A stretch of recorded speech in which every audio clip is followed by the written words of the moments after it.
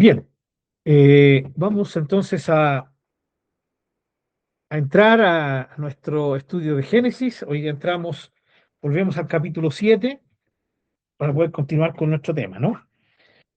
Nuestro enfoque de la semana pasada fue, cierto, sobre Noé y eso que veíamos, ¿no? Que a pesar de estar en contra de una corriente, estar en una sociedad tan malvada, tan extremadamente y desbordadamente malvada, Noé pudo honrar al Señor, ya vivir de una forma que lo honrara, al punto de que Dios da testimonio de Noé.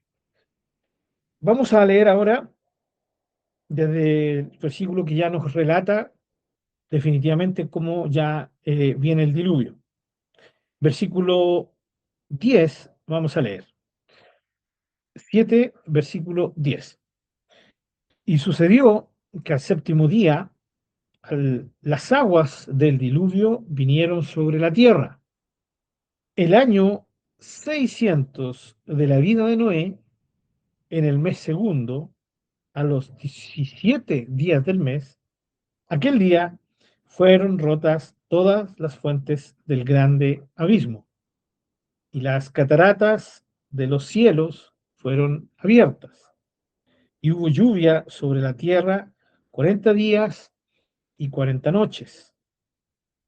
En este mismo día entraron Noé y Sem, Cam y Jafet, hijos de Noé, la mujer de Noé y las tres mujeres de sus hijos con él en el arca.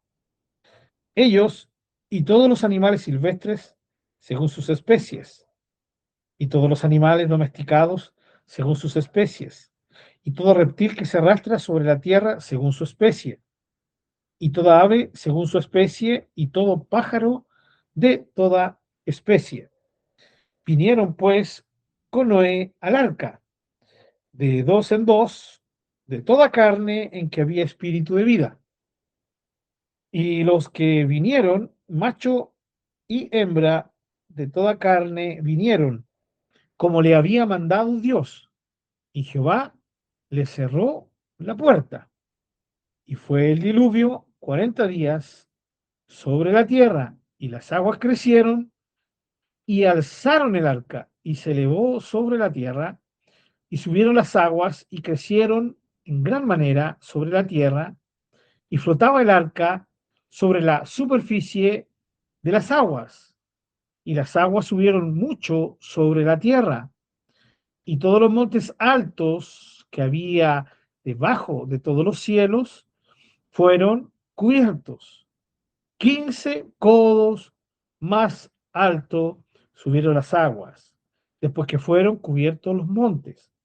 Y murió toda carne que se mueve sobre la tierra, así de aves como de ganado y de bestias, y de todo reptil que se arrastra sobre la tierra, y todo hombre, todo lo que tenía aliento de espíritu de vida en sus narices, todo lo que había en la tierra, murió. Así fue destruido todo ser que vivía sobre la faz de la tierra, desde el hombre hasta la bestia, los reptiles y las aves del cielo, y fueron raídos de la tierra, y quedó solamente Noé y los que con él estaban en el arca. Y prevalecieron las aguas sobre la tierra 150 días. Capítulo 8, versículo 1. Y se acordó Dios de Noé y de todos los animales y de todas las bestias que estaban con él en el arca. E hizo pasar Dios un viento sobre la tierra y disminuyeron las aguas y se cerraron las fuentes del abismo y las cataratas de los cielos y la lluvia de los cielos fue detenida y las aguas decrecían gradualmente sobre la tierra y se retiraron las aguas al cabo de 150 días. ¿Sí? Hasta ahí vamos a llegar. Luego, si alcanzamos, seguimos con la lectura. Pero por lo menos ya tenemos el comienzo del diluvio, eh, ¿sí? Y el final del diluvio en sí mismo. Vemos acá cómo Dios cumple lo que él había dicho, ¿sí? Él fue muy claro en decir lo que ocurría, lo que iba a ocurrir y lo que iba a ocurrir según lo que Dios dijo, ocurrió. ¿Ya? No hay forma de, de ver mejor confirmación de que lo que Dios dice se cumple que un, un juicio tan potente como este.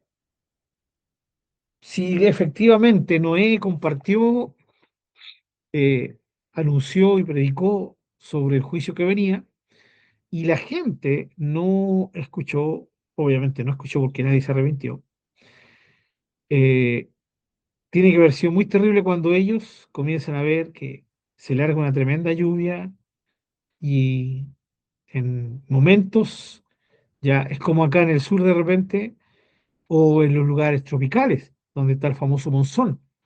Ya son lluvias tan intensas que pueden inundar muchos sectores en cortos minutos, ¿sí?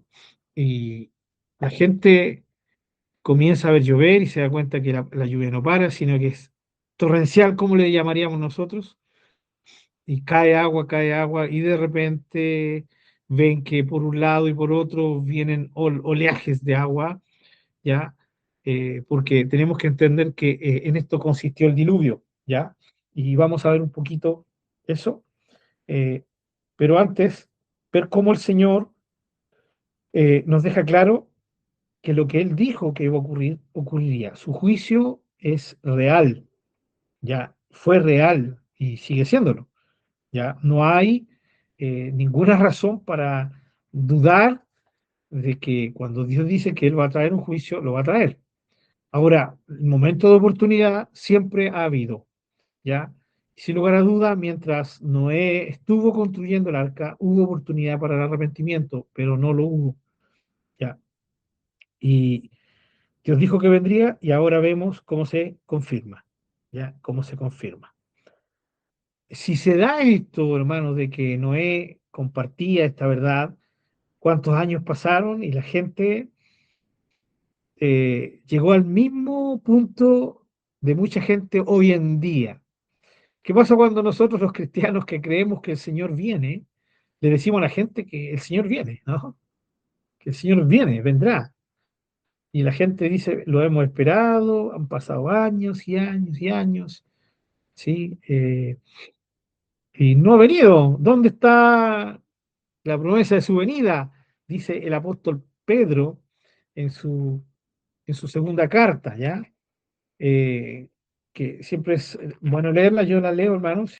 Sí, el famoso capítulo 3 de segunda de Pedro, en el versículo 4 dice, el 3 dice, sabiendo primero esto, que los postreros días vendrán burladores. Hermanos, sin lugar a dudas, en ese tiempo también lo sabían, andando según sus propias concupiscencias, de eso no hay ninguna duda, ¿no? Sus malos deseos. Y diciendo, ¿dónde está la promesa de su advenimiento?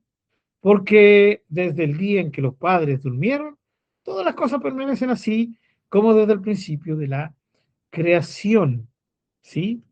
Estos ignoran voluntariamente que en el tiempo antiguo fueron hechos por la palabra de Dios los cielos y la tierra, que proviene del agua y por el agua subsiste. Por lo cual el mundo de entonces pereció anegado en agua. ¿Sí? Ahí hay un testimonio de Pedro sobre el diluvio. Pero fíjense cómo Pedro dice que va a ocurrir, que van a haber personas que en los postreros días, con mayor razón en los nuestros, ¿sí? Aunque hay una forma de interpretar los postreros días, los últimos días, en Pentecostés, el apóstol Pedro, en su testimonio, luego de ser lleno del Espíritu Santo, él habla, ¿sí?, de que en ese tiempo eran los postreros días porque eran los postreros días de los cuales hablaba Joel. En los postreros días derramaré de mi espíritu, ¿no? Y fue en ese tiempo, por lo tanto, los postreros días se puede hablar de un periodo de tiempo bastante extenso, en el sentido de que ya Jesús viene y la iglesia comienza a militar, a vivir en esta vida, ya es tiempo de regreso, cuenta regresiva, por así decirlo, ¿ya? Entonces, volviendo aquí a Pedro, dice que en los últimos tiempos vendrán mucha gente andando sus propias concupiscencias, diciendo dónde está la promesa de su advenimiento, porque todo está igual desde que los padres hablaron, de que los padres nuestros antepasados estuvieron, y todo sigue igual. ¿Y qué dice Pedro? Pero estos ignoran lo que ocurrió en el tiempo de Noé. Entonces, ocurrió lo mismo en este tiempo. ¿Ya? ¿Cuánta gente habrá escuchado a Noé? ¿Cuánta gente le habrá puesto atención a Noé? Y tal vez la mayoría sencillamente no lo tomaron en cuenta, pero tal vez otros hasta cierto punto. Y si fuera verdad, y si fuera real, nosotros decimos el Señor viene pronto, y la gente dice, mentira, sí, es solo para muñequear a la gente débilmente. Y dicen, han pasado siglos desde que están predicando que Jesús viene y Jesús no viene. Y ahí es donde uno se da cuenta que es real esto, de que cuando el Señor ordena un juicio, Él da oportunidad para el arrepentimiento, pero la gente no se arrepiente porque en algunos casos, y en la mayoría el tiempo que Dios da para el arrepentimiento, es un tiempo que la gente lo malinterpreta. Ellos lo ven como que es prueba de que nada va a ocurrir, pero no entienden que ese periodo de tiempo de retraso del juicio de Dios es para que ellos se arrepientan.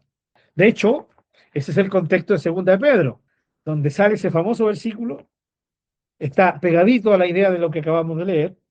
Sigo leyendo en Segunda de Pedro, capítulo 3, versículo 9, leo ahora. El Señor no retarda su promesa, según algunos la tienen por tardanza, sino que es paciente para con nosotros, no queriendo que ninguno perezca, sino que todos procedan al arrepentimiento, ¿ya? Al arrepentimiento. Pero el día del Señor vendrá como ladrón en la noche. En este tiempo, Noé, testificando, la gente vio que pasaban días, semanas, meses, años, mientras Noé seguía construyendo el arca y nada ocurría, nada pasaba. Entonces, la mentalidad del ser humano, al estar atrofiada por el pecado, no logra captar que la idea del no apuro del juicio de Dios, del cumplimiento del juicio de Dios, vuelvo a decirlo, no es una muestra de que no va a venir, sino que es una muestra de la paciencia de Dios, de la misericordia de Dios. Ahora, apliquemos esto a una realidad nuestra, ¿no? Cuando un hijo de Dios peca, no siempre viene inmediatamente la consecuencia.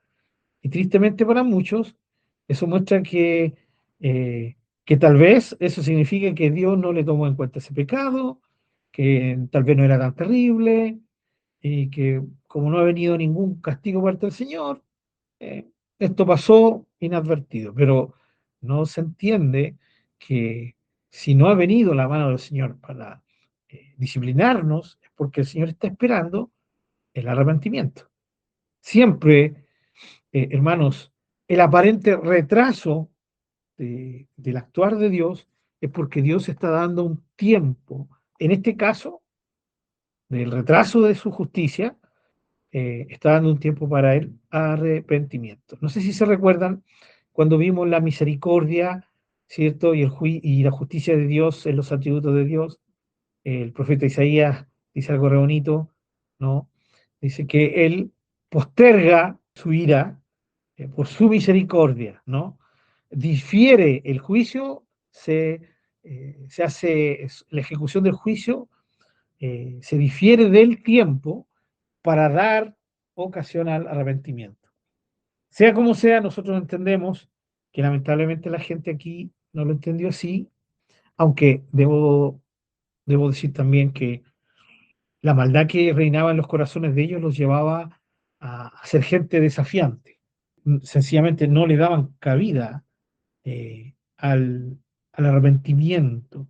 Ya era gente que se extasiaba, se regocijaba en la maldad que hacía.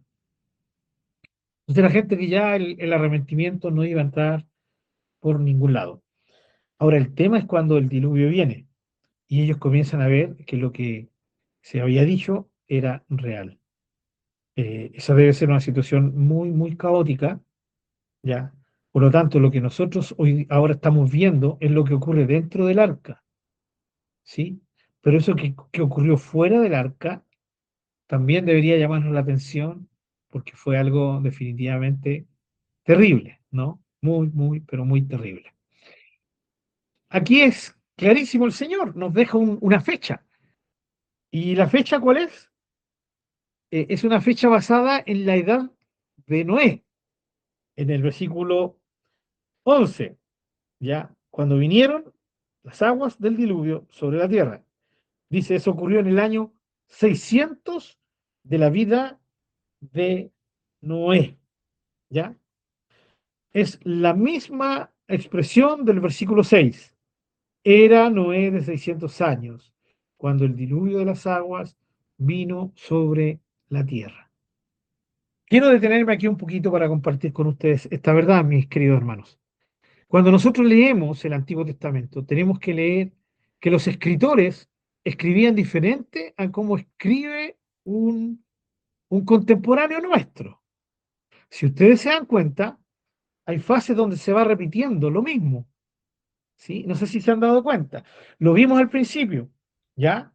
Cuando capítulo 6, ¿sí? Capítulo 6, del versículo 5 al 8, habla sobre la extrema maldad y sobre Noé. Luego, versículo 9, ¿sí? Noé vuelve a hablar, ¿sí? Hasta el versículo 13, vuelve a hablar de Noé y vuelve a hablar de la maldad absoluta que había sobre la humanidad. Se va repitiendo la idea. Ya pareciera que fueran bloques, bloques donde se va repitiendo, o sea, donde se van repitiendo las ideas, ¿ya? Ahí tenemos, por ejemplo, ¿ya? Luego tenemos como Dios le habla a Noé en los siguientes versículos del capítulo 6, ¿sí? Y en el capítulo 7 se vuelve a producir la misma idea. Parte del versículo diciendo lo siguiente: Jehová le dijo luego a Noé, entra tú y toda tu casa, porque a ti te he visto justo delante de mí en esta generación. Y aquí habla de los animales, pero de los animales ya había hablado en el capítulo 6. Entonces, hay ideas, hay conceptos, hay objetivos que se van repitiendo, ¿sí? Y en el versículo 5 del capítulo 7 dice, e hizo Noé conforme a todo lo que le mandó Jehová, que es lo mismo que había dicho en el capítulo 6, versículo 22. Y lo hizo así Noé, hizo conforme a todo lo que Dios le mandó. ¿Se van dando cuenta cómo se van repitiendo?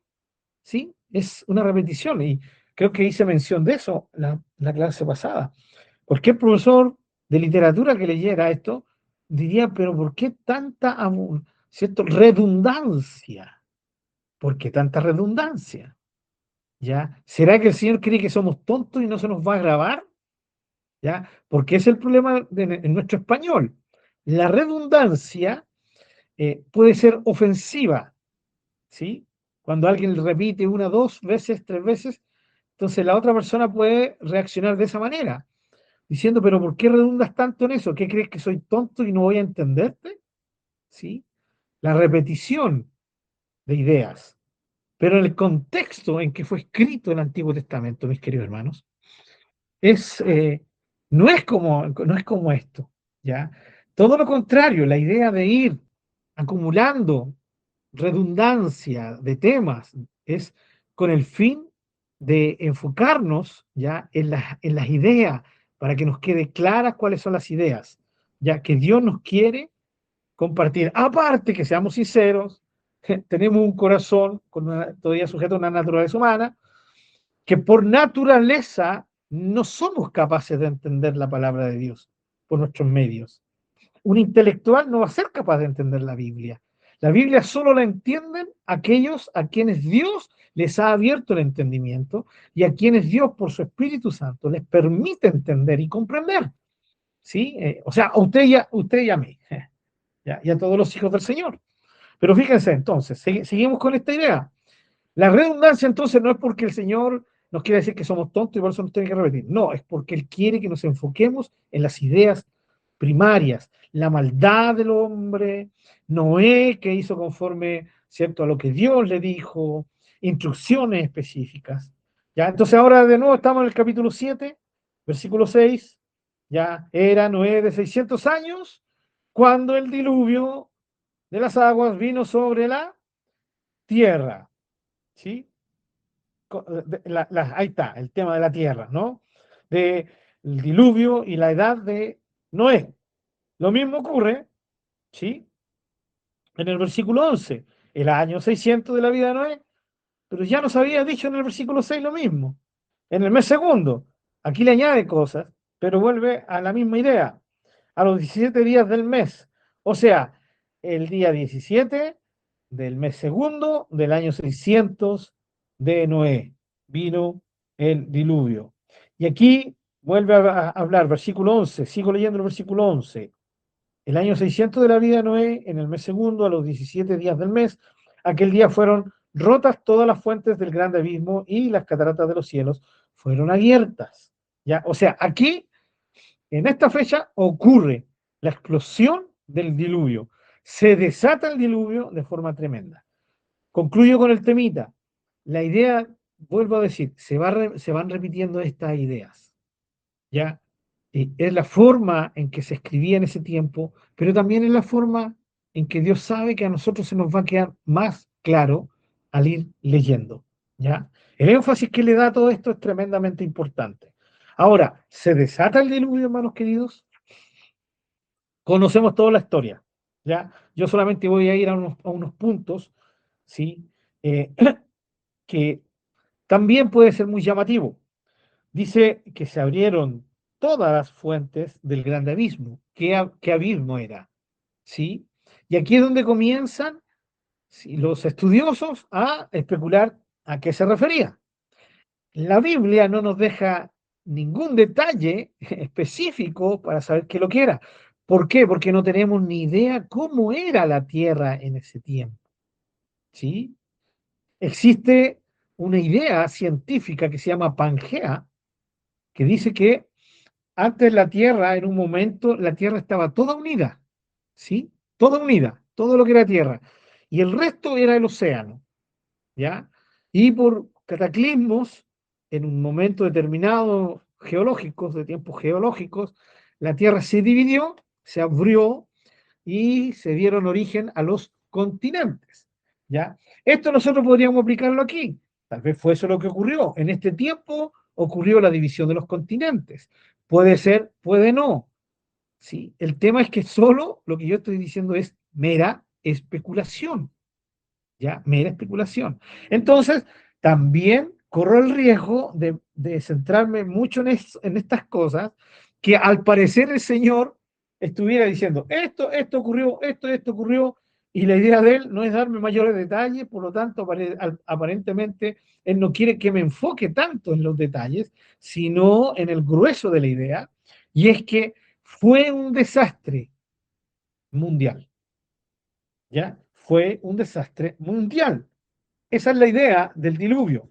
¿Por qué digo esto, hermano? Porque hoy día muchos cristianos, ya, que son científicos o que son amigos de la ciencia, yo no estoy diciendo que seamos enemigos de la ciencia, hermanos, ya, para nada. Pero tenemos que también ser realistas de que tantas veces los cristianos han querido armonizar el relato bíblico con la ciencia que han terminado ya transando la verdad bíblica, porque no cuadra con la ciencia. Eso lo vimos, ¿se recuerdan? Cuando vimos el tema de la ciencia en el capítulo 1 de Génesis, ¿sí? Y se nos olvida de que la Biblia no quiere darnos detalles científicos. Dios podría haberlo hecho, pero no era su fin al darnos la Biblia. Y aquí ocurre lo mismo. ¿Qué significa todo esto? Significa, ¿y cuál es la idea general? La vamos a seguir viendo. Es que lo que ocurrió fue un diluvio universal. Hoy día hay algunas corrientes cristianas también que dicen que no fue necesariamente un diluvio universal. ¿Por qué? porque chocan con la ciencia. Sí, que la geología no da cabida para una interpretación así, de que algo así hubiera ocurrido, que no hay vestigios, no hay datos que la Tierra nos pueda entregar sobre aquello, evidencias, por lo tanto, no pudo haber sido un diluvio universal. ¿A qué nos referimos con universal? De que las aguas cubrieron toda la Tierra. A eso se le llama diluvio universal. No solamente una parte local, porque esa es la otra versión, que estos cristianos, nuevamente lo digo, para poder armonizar la ciencia con la Biblia, llegan a la conclusión de que la Biblia no quiere enseñarnos claramente de que fue un diluvio universal, sino un diluvio local, que fue solo ahí, en el Medio Oriente y en el sureste asiático, o Medio Asia, ¿no? Que sería lo que hoy día nosotros conocemos como de esa manera, por los continentes nuestros, ya más o menos donde comenzó la civilización según la Biblia, la civilización humana, todo eso se inundó, pero el resto de la tierra no.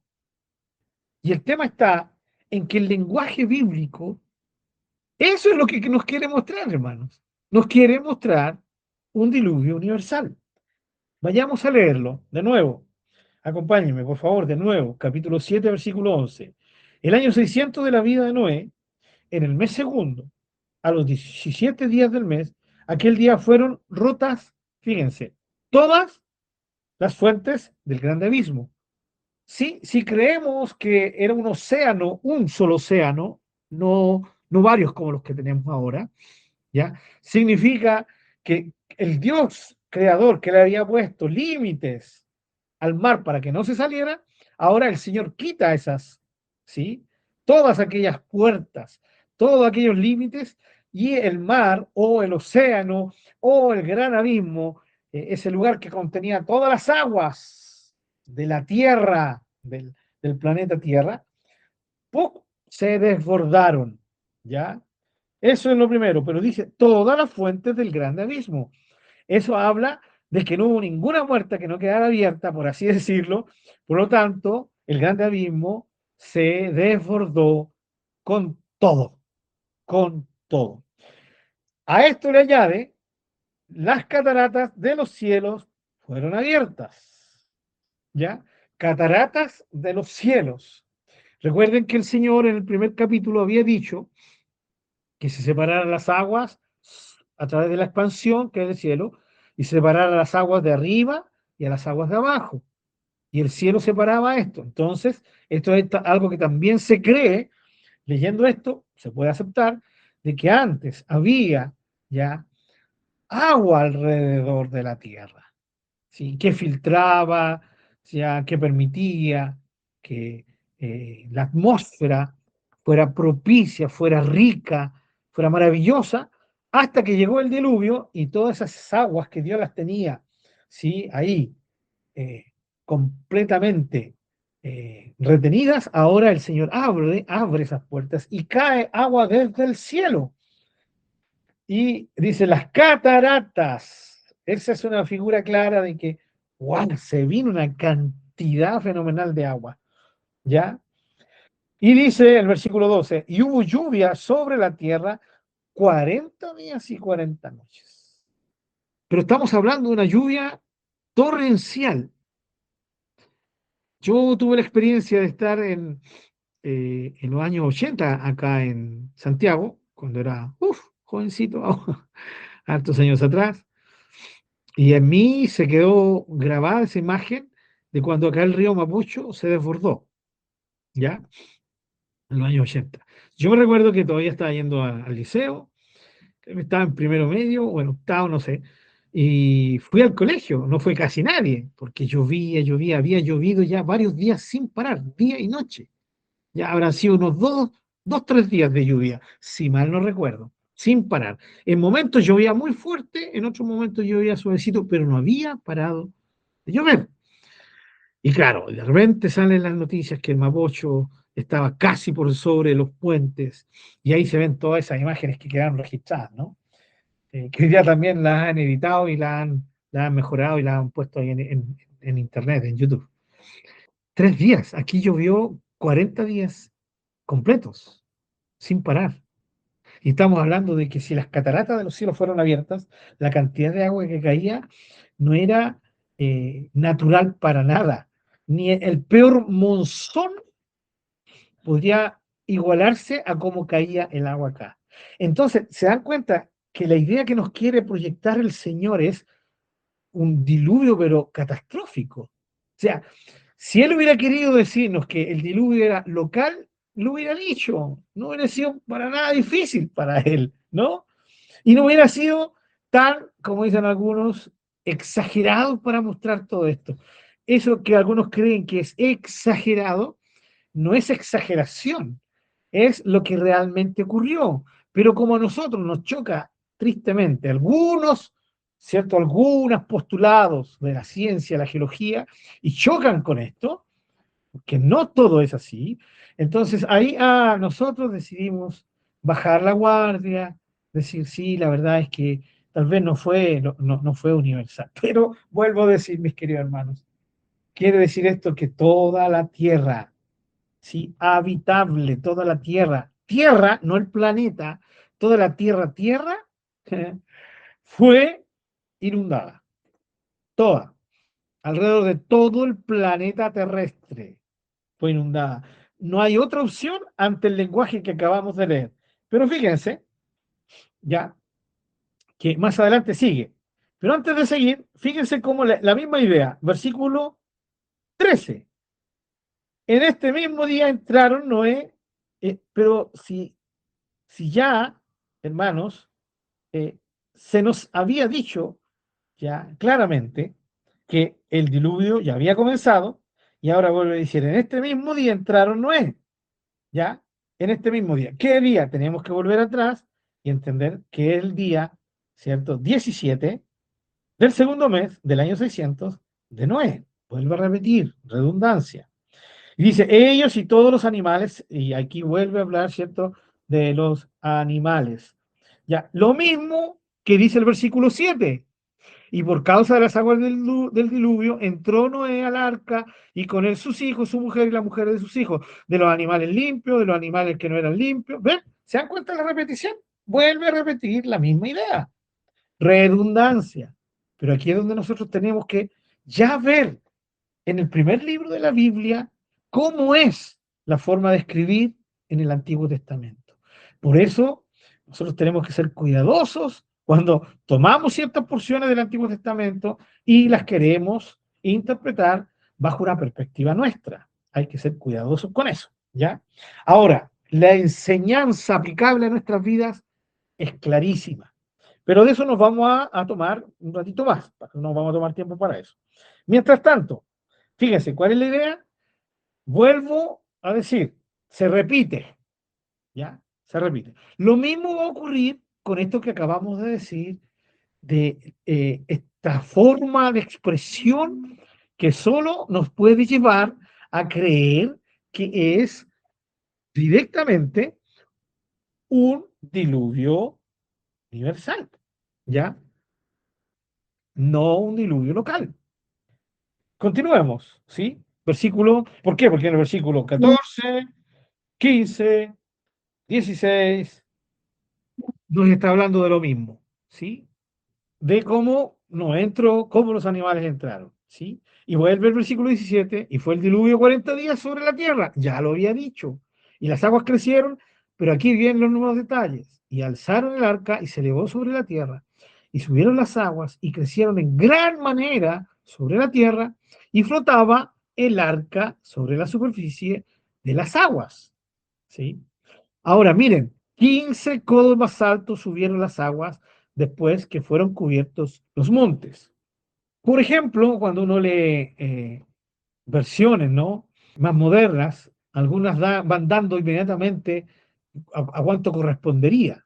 Veamos acá, capítulo 7, versículo 20.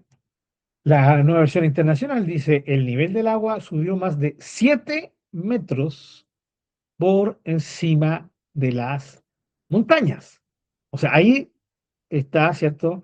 Interpretando ya o relacionando los codos con nuestro sistema, que nosotros no usamos un sistema de codos, por lo menos para la medición general, ¿ya? Para otras cosas se ocupará, pero es diferente el codo, ¿ya?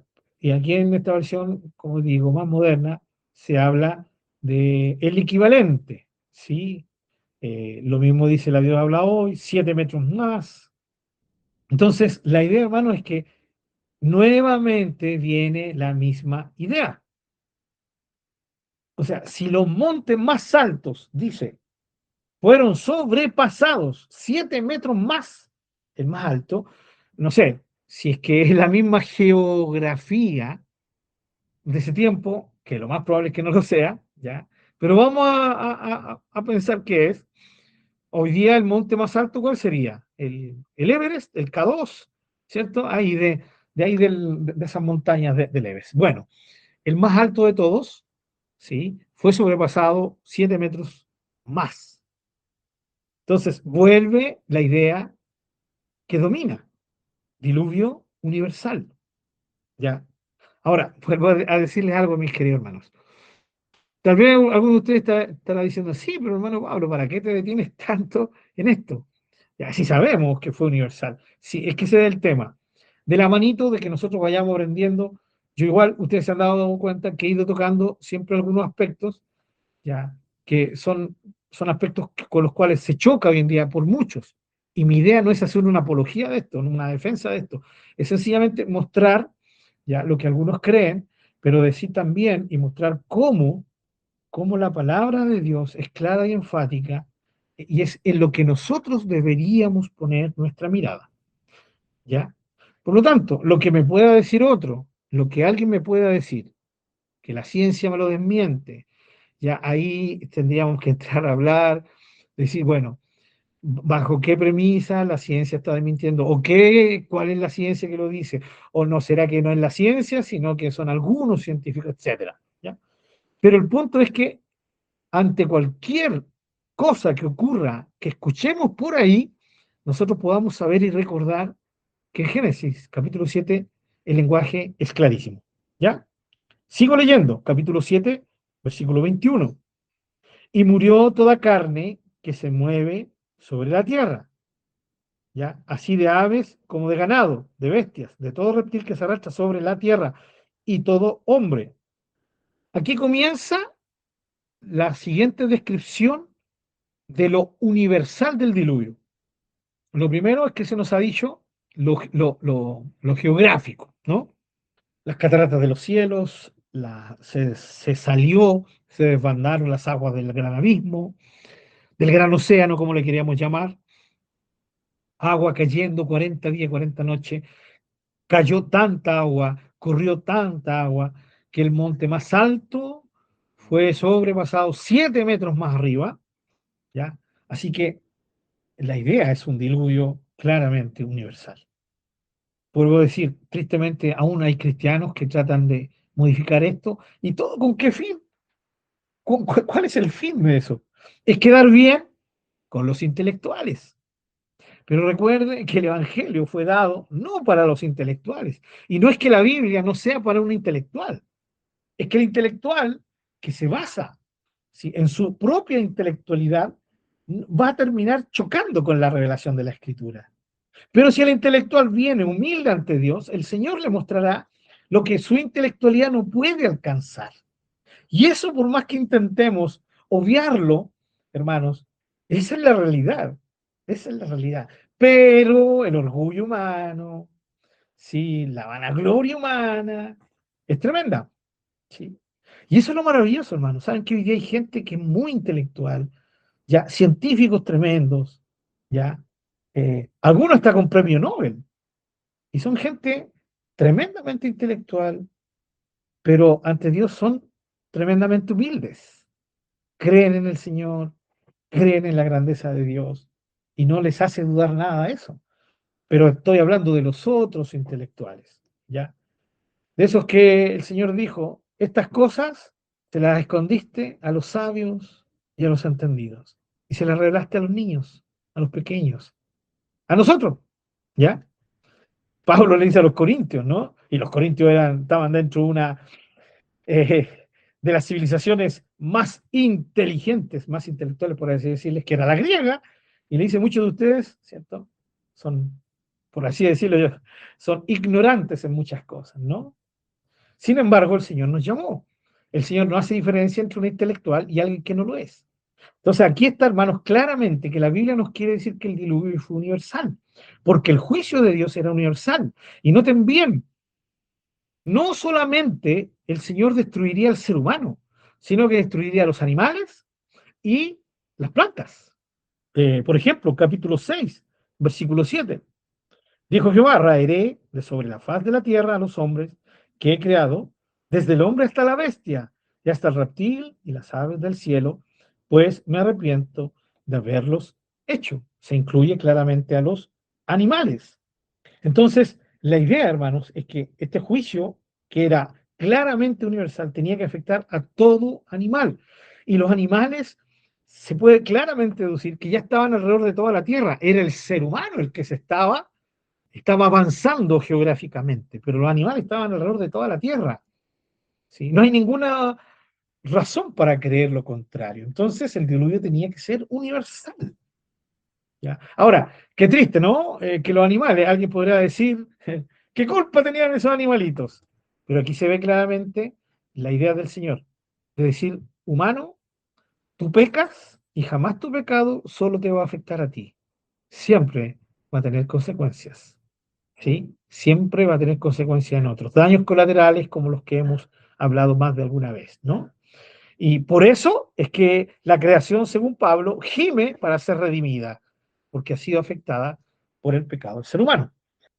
Entonces, la idea, hermanos queridos, es esta, para que lo comprendamos. Diluvio universal. Ahora, otra cosa muy interesante que se da aquí es que el capítulo 7, versículo 3, nos dice, también de las aves de los cielos, siete parejas, perdón, macho y hembra, para conservar viva la especie sobre la faz de la tierra.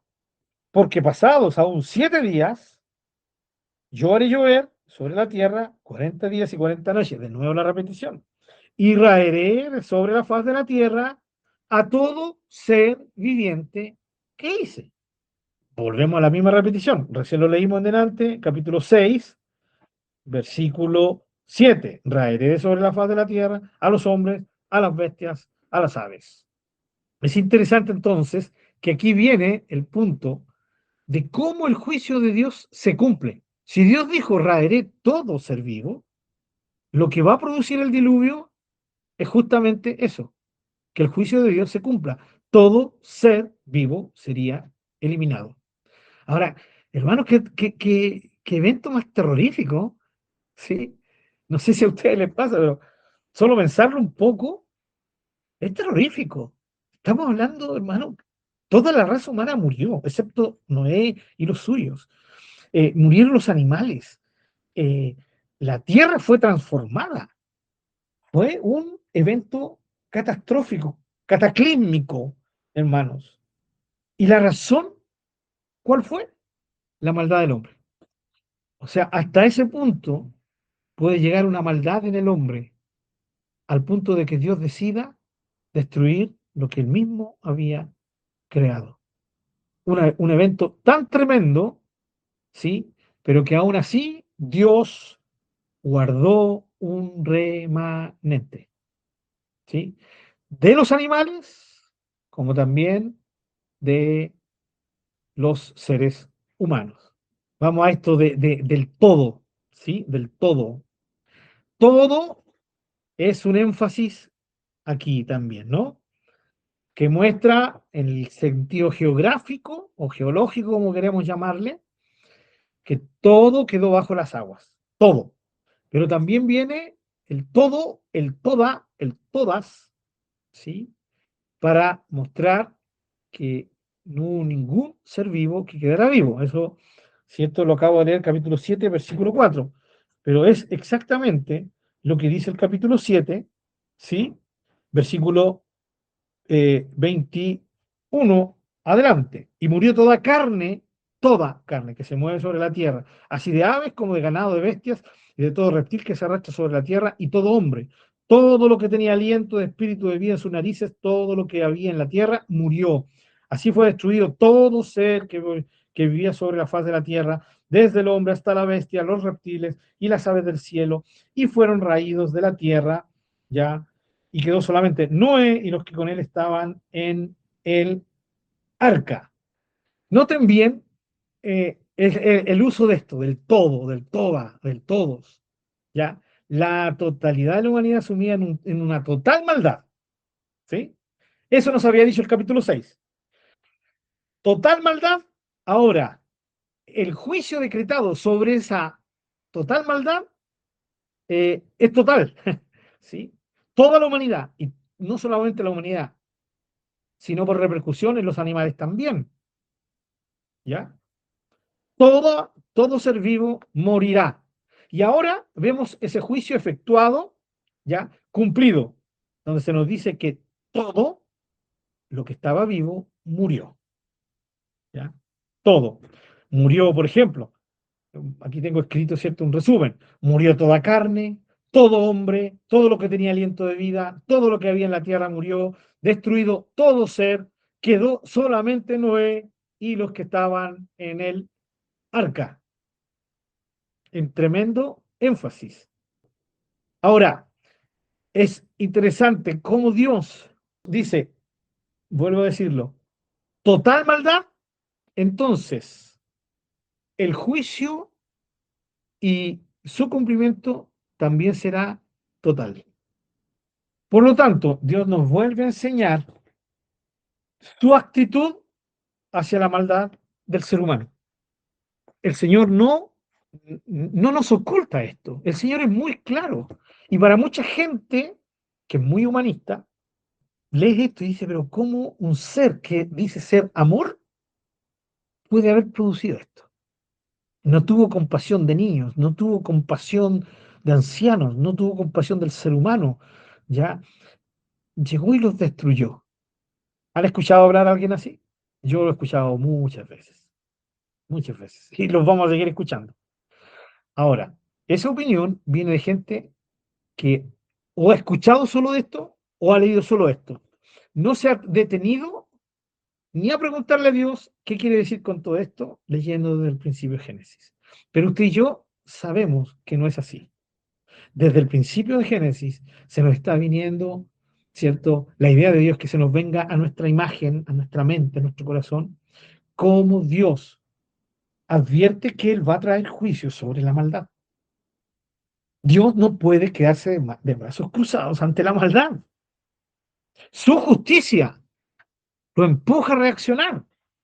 Su misericordia lo empuja a dar tiempo. Posterga el juicio para que haya arrepentimiento. Pero cuando llega ese momento y el ser humano ya no se ha arrepentido, sino todo lo contrario, ha permanecido al punto de deleitarse en su maldad, el juicio de Dios tiene que venir y viene inevitablemente, inevitablemente. Y saben, hermano, qué bueno que sea así Dios, porque si no, imagínense, oiga, cuando hay gente cristiana que dice, no, es que mi Dios es un Dios de amor. ¿Qué significa eso? ¿Qué significa eso? Bueno, significa que el mío no es de amor, el mío también es de amor, pero ¿qué significa para muchos eso? Ah, significa que Dios lo perdona todo. Ese pensamiento está hasta que alguien viene y le hace daño a un ser querido cercano, ¿o no? Y luego viene la ira y la rabia. Y es muy normal, hermanos. Pero eso muestra que a la gente sin Dios le es fácil juzgar a Dios. Cuando se trata de que se hable de justicia, ¿ya? A favor de uno y no en contra de uno. Porque eso es lo otro. El pecador, ¿qué es lo que hace? No, si se supone que eres amor, se supone que eres lleno de gracia, por lo tanto, tienes que perdonarme, no importa lo malo que yo haga. Y todos estos argumentos, hermano, se van al fondo de la hoguera cuando uno entiende realmente la idea. Imagínense, llevamos ¿cuántos? 7 capítulos de Génesis. Y la idea es clara. Dios levanta juicio en contra de la maldad. No puede dar un paso atrás. Lo único que hace el Señor es mantenerse ahí antes de ejecutar el juicio, ¿sí? dando tiempo para el arrepentimiento. Pero si la gente no se arrepiente, el juicio viene. ¿Ya? El juicio viene. Esto es muy importante, mis queridos hermanos. ¿Saben por qué? Porque la idea va a preservarse y va a seguir a través de toda la escritura. ¿Saben dónde va a llegar? Va a llegar a dos juicios futuros. Para nosotros, uno es pasado, el otro es futuro. Esta idea nos lleva a la cruz. En la cruz, Jesús experimentó el juicio divino sobre el pecado, ¿o no? Eso es. Jesucristo sufrió lo que tú, yo, mi vecino, el que vivió hace 1000 años, desde Adán hasta el que está recién naciendo, Jesucristo experimentó el juicio de Dios, ¿sí? Sobre sí mismo, porque él estaba cargando el pecado de la humanidad. Por eso decimos sin temor a equivocarnos, hermanos, que la obra de Jesucristo en la cruz es algo que nosotros entendemos hasta un cierto nivel. Y ese cierto nivel es el que debería contristar nuestro corazón, quebrar nuestro corazón para volcarnos a Él con pasión y amor y dedicación, ¿ya? Pero que sobre eso que nosotros logramos entender, hay un universo hacia arriba, algo infinito, que nosotros jamás vamos a llegar a entender, qué le significó al Señor Jesucristo soportar la cruz por amor al ser humano. Y gloria a Dios, gloria al Señor que sea así, porque esto hace que el corazón se regocije y nazca adoración, ya nazca una reacción ante tal amor. Por lo tanto, la idea era esta, el pecado no lo va a dejar Dios pasar, no puede. Así que, ¿qué es lo que hace el Señor? Nos comienza a enfocar hacia la cruz, donde el Señor efectúa un juicio sobre su propio hijo, porque su hijo estaba sin pecado, él, sin pecado de él estaba cargando el pecado de todo ser humano. Qué glorioso, qué santa y gloriosa es esta visión, hermanos. Ahora, porque la gente no se arrepiente y rechaza esa provisión del perdón de Dios, ¿sí? Porque esa fue la obra de Dios por medio y en Jesucristo.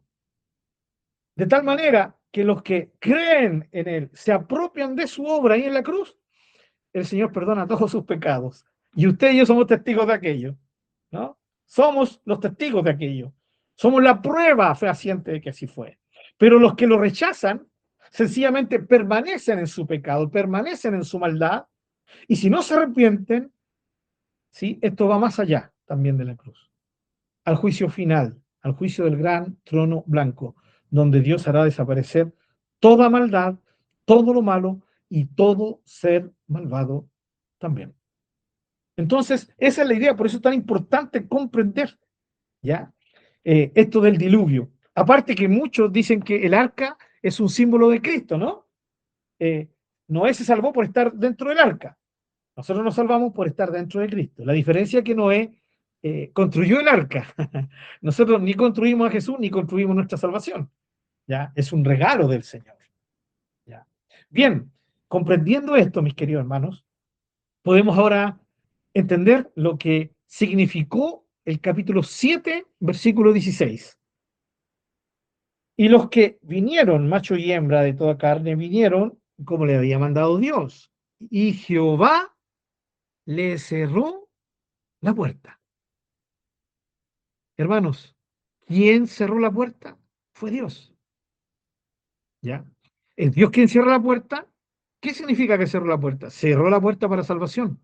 Cerró la puerta, no se podría abrir, no la iba a poder abrir, sus hijos, su esposa, su nuera no iban a poder abrirlo, nadie podría abrir esa puerta, porque Dios la cerró. Y el diluvio, el juicio que viene después, también es traído por Dios. Desde el momento que Dios cierra la puerta, llegan las aguas del diluvio y el arca comienza a flotar y toda especie humana, sí, perdón, toda especie viva, humanos y animales, sí, sencillamente desaparecen, ¿ya? Desaparecen, mueren, se extinguen, ¿ya? Dios cierra la puerta. Miren, hermanos, salvación asegurada para los que estaban dentro, ¿sí? Dentro de la puerta. El sector que daba hacia adentro de la puerta. Pero perdición asegurada para los que estaban fuera o por fuera de la puerta. Es un parámetro, hermano, que nos habla a nosotros también y nos enseña. Es algo que deberíamos siempre estar pendientes de esto. Hermano, ¿han escuchado cuando se dice, con Dios no hay medias tintas? ¿Sí? Con Dios es todo o nada. El tema es ese. Aquí se ve claramente la diferenciación o la diferencia. ¿Ya? O estás dentro o estás fuera. No hay medios. Vuelvo a decirlo. O estás en o estás fuera de. ¿Ya? Eso fue lo que marcó la diferencia entre si un ser humano en ese momento se ahogó o permaneció con vida. Y tristemente, ya el 99.9% de la humanidad estaba afuera de. Solo Noé y su familia y los animales seleccionados, traídos por Dios, ya estaban dentro. Hermanos, esto se proyecta también a través de toda la Biblia, hermanos. Siempre es el mismo tema. Es con Dios o sin Dios. ¿Sí? Dependiente de Dios o independiente de Dios. No hay medios. Cuando nosotros nos imaginamos que puede haber un medio, hemos sido engañados. ¿Ya? Y esto corre a través de toda la historia humana, y de forma especial en la Biblia a través de la historia de Israel, y también se llega a la cruz, donde o crees o no crees, ¿sí o no? O crees en Jesús y en su obra y la aceptas, o no crees en Jesús y su obra y no la aceptas, su obra. Si recibes al Señor o no lo recibes. Si recibes o no recibes la salvación. No hay medios. No hay medios. Por eso, ¿cuál es el pecado de la séptima iglesia en Asia Menor, en Apocalipsis? La tibieza, ¿o no? La odisea. ¿Qué le dice el Señor? Por cuanto no eres ni frío ni caliente. Por cuanto eres tibio, te vomitaré de mi boca. No hay medios, hermanos. Y ahí usted, donde quiera ponerse, algunos dicen, no, es que yo tengo que estar caliente, ¿cierto? En el Señor, ¿ya? Y frío al pecado. Ya ni un problema. Pero hay otros que lo dan vuelta. Y dicen, yo quiero estar, ¿cierto? Eh, caliente, ¿no? Dado vuelta. El que está caliente por el pecado, ¿cierto? El que vibra por el pecado, eh, ese está perdido. En cambio, yo tengo un corazón frío hacia el pecado. Pero ¿saben qué, hermano? No tiene ningún sentido definir quién es frío o quién es caliente. Se puede usar de las dos maneras, porque ese no es el fin. ¿Cuál es el fin del mensaje de la iglesia de la Odisea? Es decirnos que el pecado de la iglesia era la tibieza, ¿sí? Era estar en la mitad, bien chilenamente hablando, un pasito, ¿cierto? O una patita aquí y la otra patita afuera. Un pasito para adentro, otro pasito para afuera. La tibieza es algo que Dios aborrece. Es dentro del arca o fuera del arca. No hay otra opción. ¿Y saben por qué no hay otra opción? Porque Dios es digno de que usted y yo y todo ser humano dedique su todo a Dios. Eso merece el Señor. Lo merece por quien es y lo merece por su gran obra. Él lo merece. Entonces él tiene todo el derecho de demandar un todo o un nada. ¿Sí? O estás completo dentro o estás completo afuera. No puedes tener dos, ¿cierto? Otra opción, una tercera opción. Solo hay dos. ¿Ya? Para Adán y Eva solamente habían dos opciones. ¿Te arrepientes, pides perdón, confiesas o te excusas? Adán y Eva decidieron la segunda opción. Caín tenía solo dos caminos a seguir. O tomaba en cuenta las palabras de Dios positivamente o ignoraba las palabras de Dios. Caín optó por la segunda opción, pero eran dos opciones. Aquí, o estás dentro o estás fuera. No hay opciones medias. Así que es muy importante esto, y este énfasis, hermanos, sé que usted es un hombre y una mujer que ama al Señor, eh, pero anote todo esto porque también nos anima a seguir con esta visión. Y también nos sirve para animar a otros, que tal vez los veamos tibios o no decididos, animarles con amor, pero animarles con la verdad, de que es eso lo que nos quiere mostrar el juicio de Dios con el diluvio. Bien, Dios cerró la puerta, así que ya no había ninguna forma de solucionar lo que ya estaba ahora decretado, juicio. ¿Ya? Fíjense que el versículo 24, el último del capítulo 7, ¿qué nos dice? Prevalecieron las aguas sobre la tierra 150 días. ¿Cuántos días llovió? 40 días. Pero eso no significó que después de los 40 días que dejó de llover, ellos se bajaron del arca. No, porque las aguas todavía, por donde había llovido tanto, y toda la catástrofe mundial que ocurrió, todo el cataclismo que ocurrió, la tierra partida de donde salieron, seguramente eso se me olvidó notar en delante, ¿sí? Aguas subterráneas también, ¿no? Entonces hubo todo un cambio geográfico en la tierra. Todo eso se mantuvo, el agua se mantuvo por 150 días. O sea, terminó de llover y las aguas seguían. Entonces tuvo después que haber un proceso de que las aguas bajaran, que eso lo vimos, ¿cierto? En los primeros versículos del capítulo 8. Todo ese tiempo, o sea, Noé estuvo mínimo 150 días arriba del arca. Es bastante, ¿no? Si multiplicamos esos 150 días, o sea, los dividimos por 30 días, que es más o menos lo que se cree que duraban los meses en el Antiguo Testamento, aunque no sabemos cuánto duraban aquí, pero por la fecha de Moisés, creemos que fue el que escribió Génesis, ¿ya? O démosle incluso 30 también es más o menos moldeable. 5 meses, ¿ya? 3 por 5 son 15, 150 días. Tuvo 5 meses en el arca. 40 días donde el arca se movía porque el agua seguía cayendo, el movimiento del agua era tremenda, pero después ya de los 40 días el agua se aquietó, pero fueron 150 días, 5 meses, es mucho tiempo, hermanos. Bien, antes de pasar al capítulo 8, permítanme entonces hacer esta recopilación de ideas de enseñanza poderosas en el capítulo 6 y 7, antes de entrar de lleno al capítulo 8. Primero, recuerden, capítulo 6, capítulo 7. Primero, la maldad en la humanidad puede llegar a ser sobre extrema y hasta total a un punto de no retorno y sin remedio. Siglos después, el apóstol, inspirado por el Espíritu Santo, escribiría en Romanos capítulo 1, sí, versículo 18 adelante.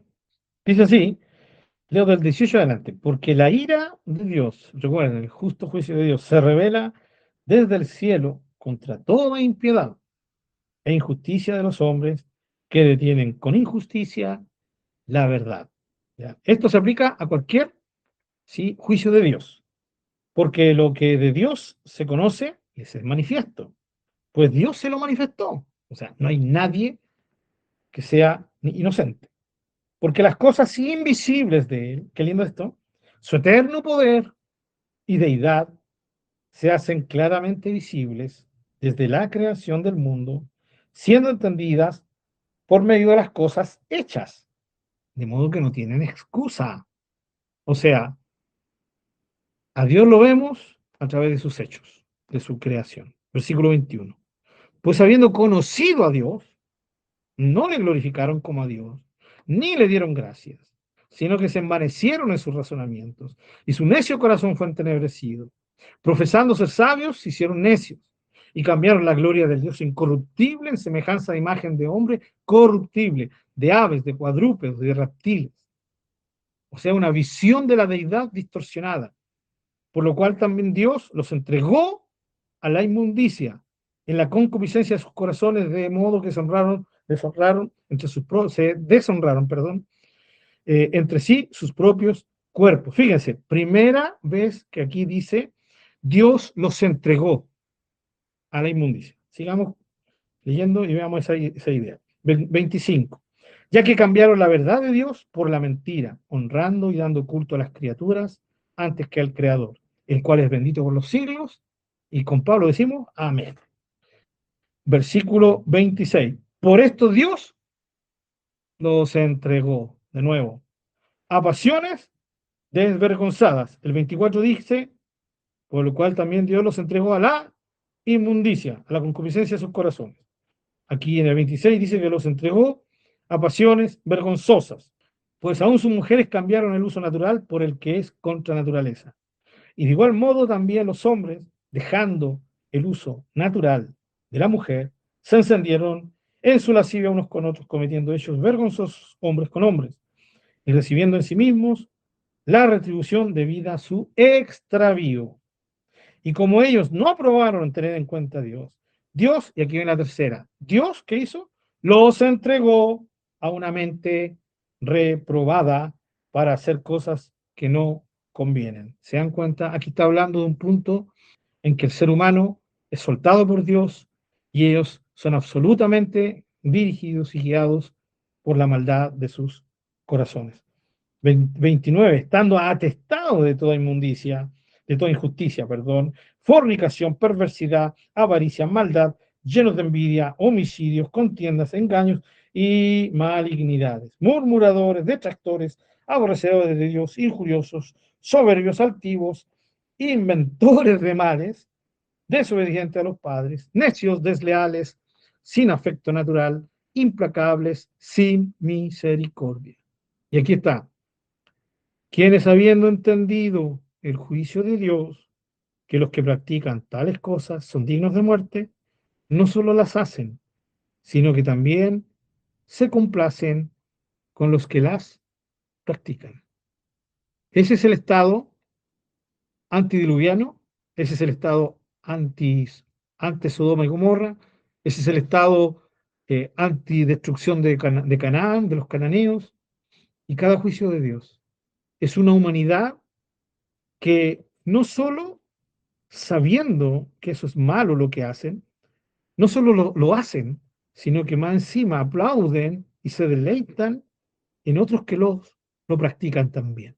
O sea, es el deleite, es el corazón, la mente entregadas absoluta y radicalmente a la maldad. He hecho un comentario de esto varias veces en nuestros estudios, hermanos, pero valga la redundancia, nosotros vivimos de día, ¿no? Nosotros no tenemos ni idea de lo que ocurre en las noches, en lugares ocultos, en otros países, hermanos, donde la inmundicia humana, porque no se puede llamar de otra manera, la inmundicia de la mentalidad humana, del corazón, de los sentimientos humanos, son extremos, terribles, hermanos. ¿Ya? Casi siempre toco el tema que a mí me ha asombrado mucho, el caso Epstein, ¿no? Que cuando salió todo este caso se habló mucho, pero estaban en lo típico, ¿no? Yo nunca me apuro a hacer comentarios cuando alguien está recién metido en la justicia, ¿ya? Porque uno no sabe los vuelcos, ¿no? Hay gente que ha sido acusada, ¿no? Y después de que se les cayó la honra, después que lo dejaron sin plata, lo dejaron tirado, dicen, ah, era inocente. Ya, eso ha ocurrido. Entonces yo prefiero esperar, pero resulta que ahora ya han ido saliendo expedientes de este caso, hermano, y son bestiales, son cosas terribles. De hecho, yo no me he dedicado a leerlo, solo he visto y he leído informes ya o datos periodísticos sobre esto, pero son cosas terribles, hermano, ya abominables. Usted y yo, no sé si usted sabrá que existe la famosa dark web, ya, la web o el internet, el internet oscuro, el internet por debajo, el internet profundo, donde eso es una realidad. El internet al cual usted entra, al cual yo entro, como dicen algunos, es la capita de arriba, ¿sí? Eso que está por encimita. Pero la capa más potente está por debajo, donde no hay límites, donde no hay leyes. Es una internet o una web, eh, deep web, ya oscura, profunda, donde se ve todo tipo de atrocidades que nosotros ni nos imaginamos. Lo más común, que tristemente ahora en Chile es común, algo suavecito nomás, el tema de los sicarios, ¿no? ¿Cómo se contratan a los sicarios? A través de la dark web, porque así no pueden ser localizados. Pero ¿qué nos habla esta famosa dark web o internet oscuro, internet profundo? Nos habla que el ser humano está más avanzado en una maldad deplorable y sin retorno de lo que usted y yo pensamos. Y sabemos qué es lo que ocurre cuando se llega a este punto. El juicio de Dios viene inevitablemente, ¿sí? Así que, mis queridos hermanos, esta situación de la maldad a la que puede llegar la humanidad es extrema. Y hoy día hay gente que sigue diciéndonos si muy por dentro el ser humano es bueno. Sí, es bueno cuando le conviene, pero cuando tiene a la mano hacer daño, es capaz de hacer cosas que ni él mismo podía o ella misma podían imaginarse. La maldad del ser humano es algo que está ahí en el corazón y tiende a crecer como hierba mala, ¿sí? Hasta un punto, en muchos casos, de no retorno. Eso es lo primero. La maldad de la humanidad puede llegar a ser sobre extrema y hasta total y sin retorno, sin remedio. Segundo, que nos decía el capítulo 6, capítulo 7. Se puede ser diferente en medio de una sociedad totalmente malvada e impía. Sí se puede. Se puede ser, entre comillas, ya lo vimos la semana pasada, ¿a qué se refería? Pero cito literalmente, se puede ser perfecto y justo delante de Dios en medio de una generación perversa, que es el caso de Noé, ¿no? Y bueno, también vimos el caso de Enoch, pero eso lo vimos en el capítulo 5. Capítulo 6 nos habla de esto. Hermanos, es posible que un ser humano, es posible que un ser humano experimente la cultura del reino expresada en el Sermón del Monte. ¿Sí? Mateo capítulo 5, capítulo 6, capítulo 7. Sí se puede vivir. Se puede. Noé pudo en medio de una sociedad extrema en maldad. Y eso que su fe y la gracia de Dios es la que lo sostenía, y es lo mismo que nos sostiene a nosotros, con la diferencia que él no tenía el conocimiento directo de la obra de Dios en la cruz. Usted y yo sí. O sea, se le suma a la gracia y a la fe que le dieron victoria a Noé, a nosotros se nos suma el conocimiento de la manifestación, el desborde de la manifestación del amor de Dios, el amor desbordado en la cruz, ¿ya? Y su justicia también desbordada en la cruz, y lo vemos en la forma perfecta en que Jesús produce un camino de salvación para todo aquel que crea en él. Hermanos, sí se puede. Ahora, ¿cómo se puede? Ahí está el ejemplo de Noé. Solo dependiendo de la gracia de Dios. Palabra clave que la hemos venido nombrando en casi todos nuestros estudios. Dependencia. Nuestra relación con Dios tiene que ver con este concepto, dependencia. Si dependemos de la gracia de la provisión de Dios, ¿ya? Segundo, si ejercitamos nuestra fe y la dedicamos exclusivamente en Él y ponemos toda nuestra fe en el Señor, ¿qué significa esto? Valga la redundancia, dependencia total de Él, porque ponemos nuestra vida, nuestra confianza toda en Él, ¿sí? Eso nos va a llevar a ser capaces de vivir la cultura del reino de Dios en medio de una cultura que aborrece a Dios. Sí es posible. ¿Ya? Capítulo 6 nos habla de esto a través de la vida de Noé. Vuelvo a decir, el caso de nosotros es superior al de Noé, porque aparte de todo lo que hablé de la obra de Jesucristo, recuerde que usted y yo hemos entrado en una nueva vida, en una nueva realidad, ¿sí? Que viene producto directo de la obra de Jesús. En el caso de Noé, apuntaba hacia el futuro, hacia Jesús. Nosotros miramos hacia atrás la obra de Jesús, porque ya fue consumada. Lo segundo, entonces, es si se puede vivir en medio de una cultura, ¿sí? Anti Dios, una cultura malvada en extremo, sí se puede vivir de acuerdo a las normas de Dios. ¿Ya? Eso es lo que nos enseña el capítulo 6, capítulo 7. ¿Ya? Recuerden que constantemente el Señor está dando testimonio de Noé. No es así, no era así, no era así, asá, y todo lo hizo Dios conforme a lo que Dios, perdón, Noé, conforme a lo que Dios hizo, o sea, obediente, porque la verdadera fe conlleva obediencia. Tercero, lo tercero que nos enseñan estos dos capítulos es que, hermanos, la fe también puede llegar a ser extrema. Una forma de decir puede llegar a ser madura, porque la fe de Noé, wow, qué tremenda fe. Una fe en un Dios en que el 99% de la gente que lo rodeaba, más incluso, no creían o aborrecían a su Dios, y él seguía confiando en su Dios.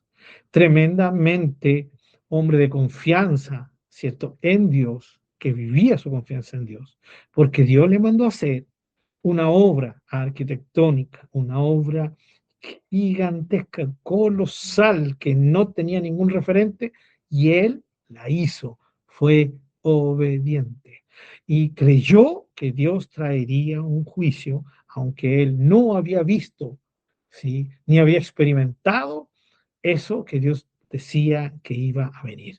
Una fe extrema. Se puede experimentar una fe de este tipo, de este nivel de madurez, mis queridos hermanos y hermanas. Se puede. ¿Cómo? Dependiendo de Dios. Aquí entra la idea de los medios de gracia. ¿Para qué está la oración? Para estar pegados a Dios. ¿Para qué está la lectura y la palabra de Dios y el estudio de ello? Para mantenernos pegados a Dios. ¿Ya? Como lo hemos venido diciendo con Enoch. Y con Noé también. Noé caminó con Dios. ¿Ya? Y por último también el hecho de que nos congreguemos, que es una instancia maravillosa donde podemos nosotros crecer en esta comunión con Dios. Es un permanecer caminando junto a Él. Eso es lo tercero. La fe puede llegar a ser muy madura, muy extrema. Y punto cuatro, sacando algunas enseñanzas prácticas sobre el capítulo 6, capítulo 7, el punto 4 es: el juicio de Dios es real y palpable sobre la maldad. Dios no es ese ser bonachón que hace vista gorda al pecado y a la maldad. No, nuestro Dios no es ese tipo de ser.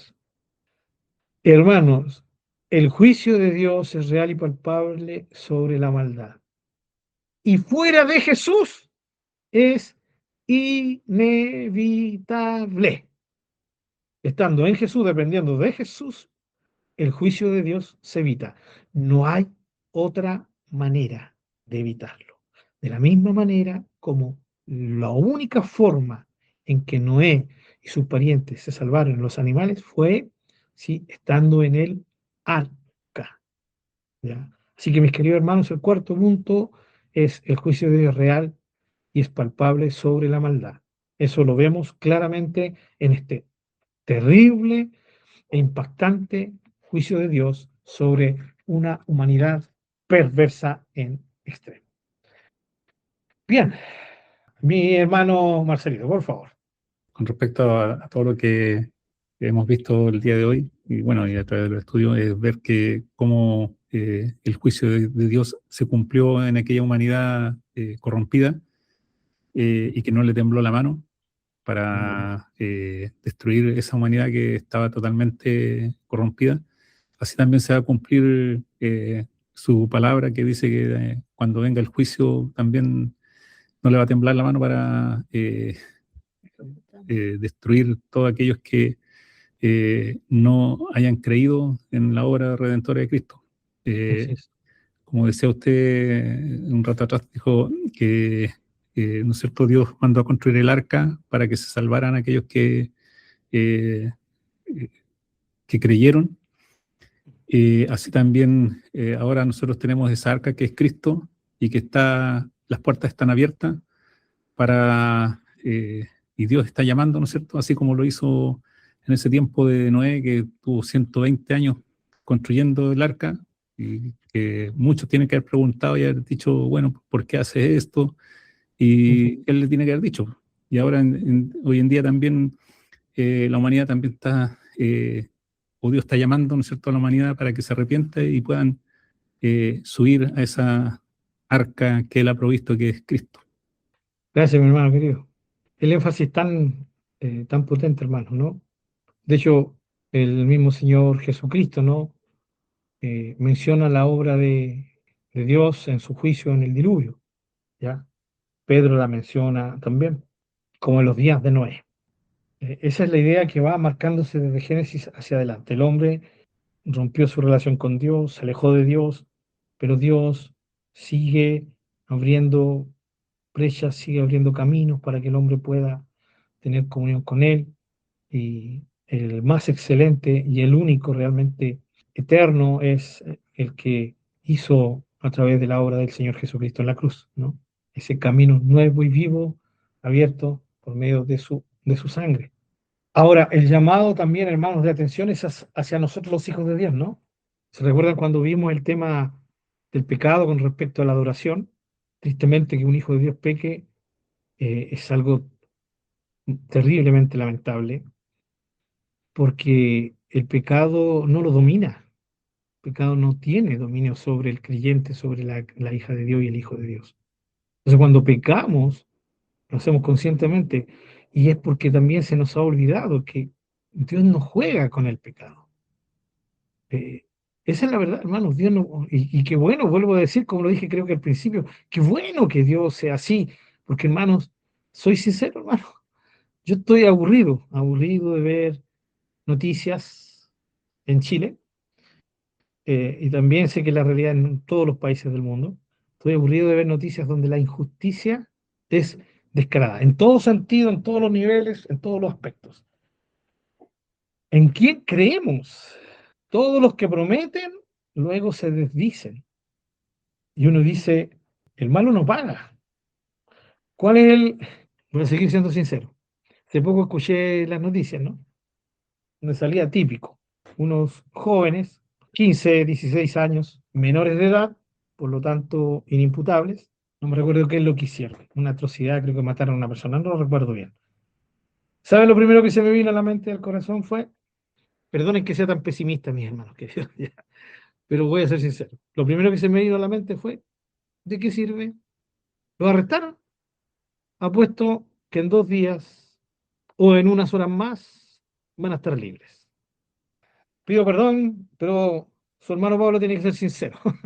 Ya, eso es lo que pensé. No hay justicia. La famosa puerta giratoria nunca se ha solucionado y aparentemente nunca se va a solucionar completamente. Tristemente los jóvenes de 15, 14, 13 años ya saben muy bien lo que hacen, pero según la justicia no. Lo más brutal es que no solamente esta injusticia se ve con menores de edad, se ve cuando viene un asesinato y pillan al que asesinó y buscan el prontuario y en el prontuario tiene asaltante a mano armada, con violencia, violencia intrafamiliar, o sea, y uno dice, ¿por qué estaba libre? ¿Cómo es posible que esté libre? Y uno, yo, no todo, pero yo me llevo la mano a la cabeza y digo, no, en esta tierra no existe la justicia. Y mi corazón se llena de alegría al saber que mi Dios sí es justo, de que sí va a hacer justicia en algún momento. Porque sería terrible si Él fuera el Dios bonachón que muchos creen. Ah, no, si te portaste mal, hiciste mal, pero yo te amo y voy a hacer como que no vi lo que hiciste. No, no, no. Aparte que en Hebreos, se recuerdan el Señor es muy claro. Si a mí me castiga el Señor, ¿en muestra de qué? De que soy su hijo.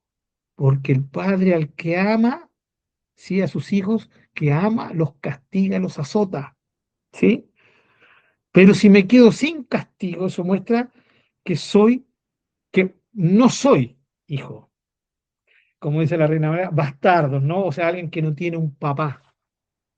Ese término se ocupaba muchos años atrás, ¿no? Y hoy día es bastante ofensivo, pero es en otras palabras, ¿no? La idea es un niño sin padre, ¿ya?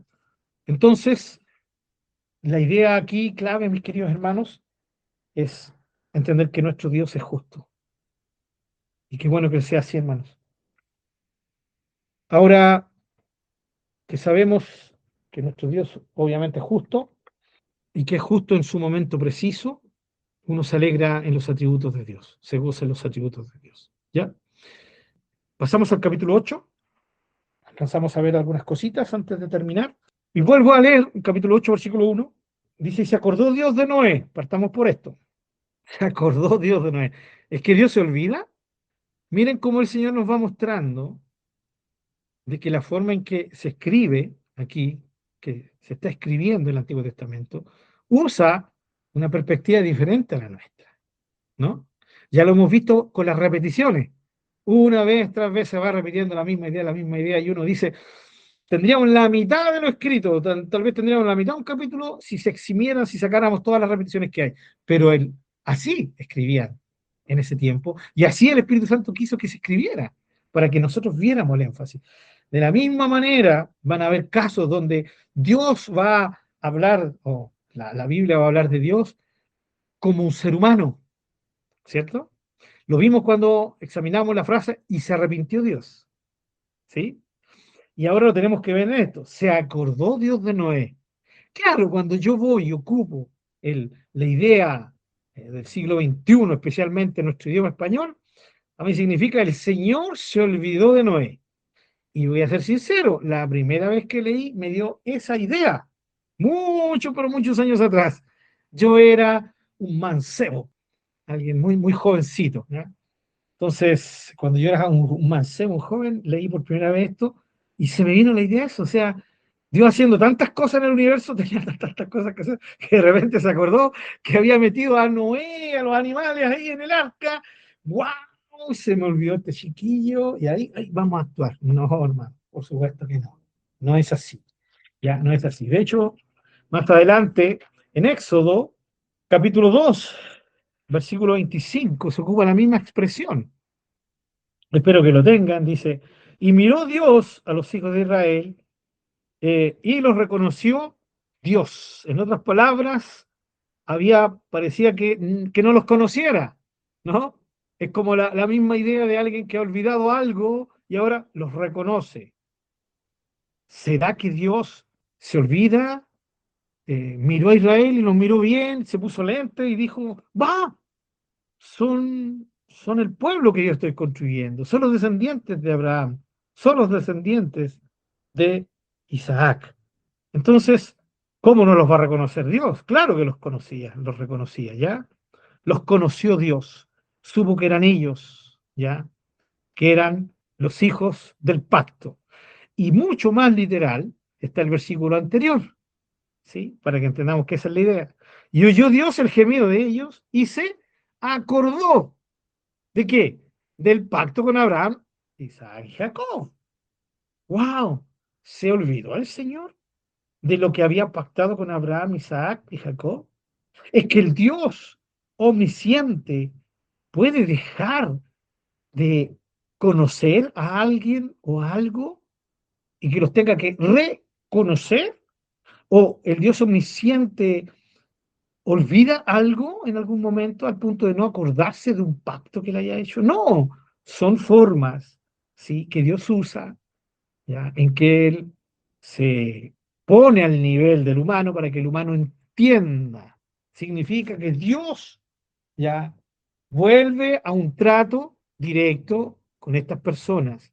¿Qué es lo que había hecho Dios con Noé, con su familia y con los animales? ¿Qué es lo que había hecho el Señor? Los había plantado ahí en el arca.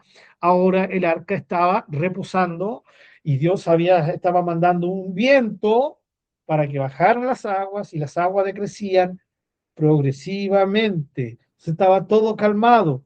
Entonces, cuando llegó el momento preciso, ¿qué significa que Dios se acordó? Significa que Dios retomó el trato, ¿cierto? Y su actividad directa con ellos.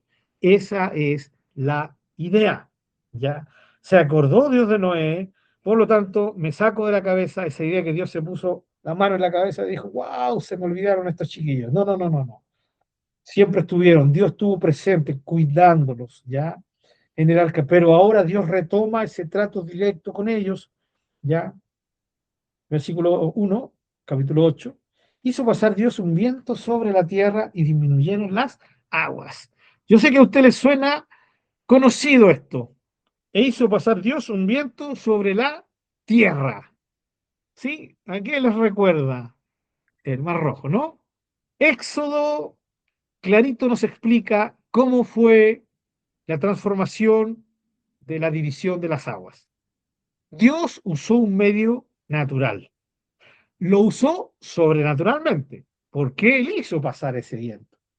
Pero el milagro no fue directo en que Dios ¡pum!, partió las aguas, sino que hizo correr un viento durante toda la noche al punto de que las aguas se dividieron.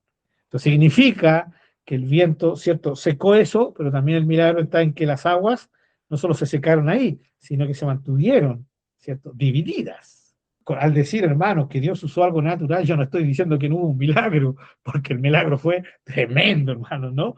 Sino que para cumplir parte de ese milagro, Dios usó algo natural, que fue el viento. Y aquí, ¿qué es lo que hace el Señor? El Señor no sopla ni Él, ¿cierto? No sopla Él, sino que Él hace pasar un viento, ¿cierto? Algo natural, para que vaya haciendo que las aguas vayan bajando, ¿sí? Y las aguas también dice que disminuyeron, versículo 3, y las aguas decrecían gradualmente. No fue, ¡pum!, de un paraguaso, como decimos los chilenos, ¿no? Fue gradual. O sea, Dios se tomó su tiempo, había todo un propósito, que las aguas bajaran paso a paso, ¿sí? Y el versículo 2 dice, se cerraron las fuentes del abismo y las cataratas de los cielos y la lluvia de los cielos fue detenida.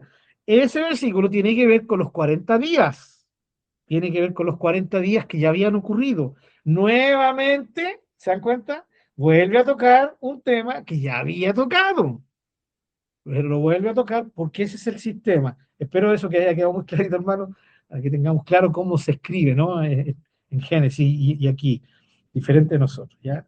No, esto significa que Dios hizo disminuir las aguas cuando todavía estaba lloviendo. No, todo esto es, se termina el diluvio, se cierran las puertas, termina de llover, 40 días, 40 noches, ¡pum! Desde ahí el mar comenzó o las aguas comenzaron por obra de Dios a bajar gradualmente a través de un viento que Dios hizo pasar sobre la tierra. De tal manera que al cabo de 150 días las aguas ya estaban retirándose casi completamente de la tierra. Capítulo 8, versículo 4, dice, y reposó el arca en el mes séptimo, a los 17 días del mes, sobre los montes de Ararat. O sea, 5 meses después de que comenzó. Capítulo 7, versículo 11, el año 600 de la vida de Moisés en el mes segundo, en el día 17. Y ahora es el día 17 del mes séptimo. ¿Sí? Por lo tanto, 5 meses. ¿Y dónde reposó? En los montes de Ararat. Hoy día hay toda una disputa. ¿Será realmente que está el arca ahí? De ahí? Yo sé que lo más probable es que usted haya visto algún video. Ya, no es pecado ver esos videos, pero sí tenemos que ser cuidadosos cuando decimos, ven, eso es, ahí está, la prueba de que el arca de Noé era real. Yo no necesito ver el arca de Noé para creer que es verdad. Yo creo en la palabra del Señor, ¿sí? No necesito pruebas. No, pero es que la gente que no cree en el Señor sí necesita pruebas. La verdad es que la Biblia recontra confirma que la gente puede estar viendo tremendos milagros y no va a creer. Faraón, ¿cuánto poder de Dios manifestado no vio? Y él endureció, él personalmente, su corazón, vez tras vez, hasta que ya no hubo vuelta y el Señor ya definitivamente entra, Dios en acción, y ya le endurece él el corazón directamente, ¿ya? Para manifestar su tremendo propósito. Pero las primeras veces fueron porque a Faraón endureció el corazón. Hermano, hay gente que se le puede mostrar el arca de Noé, se le puede mostrar la cruz de Cristo y no van a creer, porque no tiene que ver con eso. porque la verdadera fe tiene que ver con rendir la vida, y la gente no quiere rendir la vida al Señor. Esa es la verdad. No quieren arrepentirse.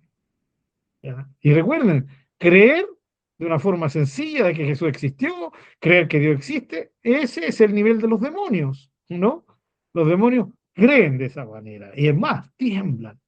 No, la fe que Dios recibe como una ofrenda, como la de Noé, como la de Abel, como la de Enoc, es una fe, como ya lo hemos explicado, donde se entrega la vida en confianza, de forma total, en las manos de Dios. ¿Ya? Y eso produce una dependencia total de Dios y también produce obediencia ciega en muchas instancias. ¿Ya? Entonces, ahora está quedó, por así decirlo, encallada, ¿cierto? Reposó sobre los montes de Ararat. Pero recuerden que el arca era bastante, tenía 3 pisos, era alta, entonces la parte de abajo fue la que quedó ya encallada, ¿no? Pero el agua seguía alta. Entonces, todavía están dentro del arca, todavía no pueden bajar.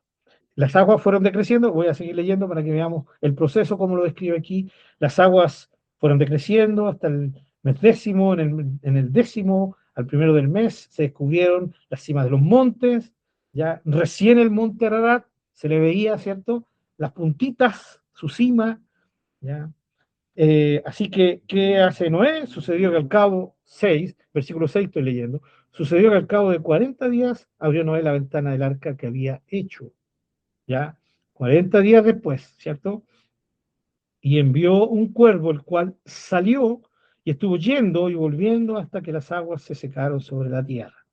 Envió también de sí una paloma para ver si las aguas se habían retirado de sobre la faz de la tierra. Claro, porque el cuervo nunca volvió, ¿no? Y no halló la paloma donde sentar la planta de su pie. Y volvió a él y al arca, porque las aguas estaban aún sobre la faz de toda la tierra, solo los montes, pináculos, la cima de los montes estaban al aire, ya no estaban sumergidos, seguían las aguas sobre la faz de toda la tierra. Entonces él extendió su mano y tomándola la hizo entrar consigo en el arca. Esperó aún otros 7 días y volvió a enviar la paloma fuera del arca. No envió más un cuervo. Lo más probable es que el cuervo se haya ido y no haya volvido, porque lo más probable, perdona la redundancia, lo más probable es que haya encontrado animales muertos, ¿no? Y los cuervos no tienen problema en alimentarse con eso, ¿ya? Seguramente habrá encontrado tal vez algún arbolito por ahí, más allá de lo que la paloma pudo haber volado. ¿Ya? Pero también especulaciones y no nos sirve.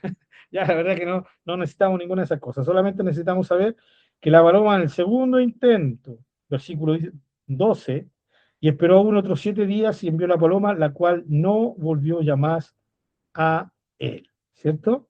Ahí está. Entonces, como la paloma va y vuelve, va de nuevo y vuelve. Perdón, ya después ya definitivamente no vuelve. No, eso mostró claramente cuál es la idea de que la paloma había encontrado dónde quedarse. Versículo 13. Sucedió que en el año 601 de Noé, en el mes primero, el día primero del mes, las aguas se secaron sobre la tierra y quitó Noé la cubierta del arca y miró, y aquí que la faz de la tierra estaba seca. Ya, o sea, aproximadamente un año, perdón, poco menos de un año estuvo ahí Noé, tristemente con todos los animales, tristemente en el sentido que tuvieron que estar encerrados tanto tiempo, ¿no? Pero gloriosa y felizmente, porque estaban salvados. Y el versículo 15, entonces habló Dios a Noé diciendo, sal del arca tú y tu mujer y tus hijos y la mujer de tus hijos contigo, todos los animales que están contigo, de toda carne, de aves y bestias y de todo reptil que se arrastra sobre la tierra, sacarás contigo y vayan por la tierra y fructifiquen y multiplíquense sobre la tierra. Entonces salió Noé, ¿sí? Noé abrió la puerta, pero no salió. ¿Salió cuándo? Cuando Dios le ordenó que saliera. Nuevamente el énfasis de una fe real, una fe que depende de Dios, de verdad, y que le obedece a Dios por esa dependencia.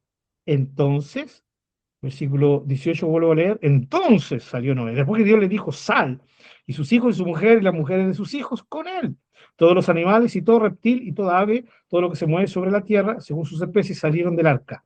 Y edificó Noé un altar a Jehová. Y tomó de todo animal limpio. ¿Ven? Ahí, los animales limpios.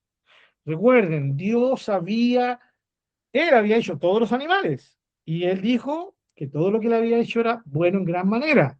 Entonces, animales limpios y animales no limpios no tienen que ver con que fueran animales inmundos en el sentido de porque son inferiores. No, es sencillamente animal limpio significa un animal que Dios recibe como una ofrenda. Estos son los animales limpios. Dicho de otra manera, estos son los animales que yo les permito usar para que lo ofrenden a mí en adoración. ¿Ya? Esa es la diferencia. Vuelvo a decir, todos los animales son definitivamente hechos por Dios y de una forma maravillosa. ¿Ya? Maravillosa. Noé hace un altar. Qué lindo término de esto, ¿no? Haciendo un altar a Jehová. Y tomó de todo animal limpio y de toda ave limpia y ofreció holocausto en el altar. Y percibió Jehová olor grato. Y dijo Jehová en su corazón, no volveré más a maldecir la tierra por causa del hombre, porque el intento del corazón del hombre es malo desde su juventud. Ni volveré más a destruir todo ser viviente como he hecho. Ahora, no volveré a destruir todo ser viviente, ¿sí? Sabemos que viene un juicio, ¿sí? Viene un juicio a la tierra, viene una renovación de la tierra y al final viene un juicio, ya el juicio final. Pero, hermano, aquí claramente después lo vamos en el capítulo 9 que la idea de esta sentencia de Dios, de este decreto de Dios, tiene que ver con no volver a destruir al ser humano ni a la tierra por medio de un diluvio.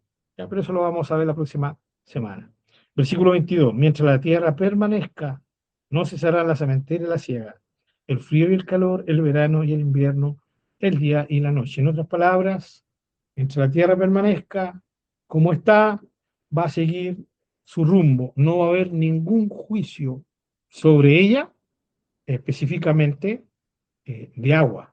Porque en segunda de Pedro dice que todo esto está reservado para el fuego, ¿sí? El fuego purificador, que viene en el tiempo que Dios determina un juicio sobre la humanidad no convertida. ¿Ya? La próxima semana nos vamos a detener ahí un poquito más en estos últimos versículos para entrar al capítulo 9. Pero no me quiero apurar porque ya estamos en la hora.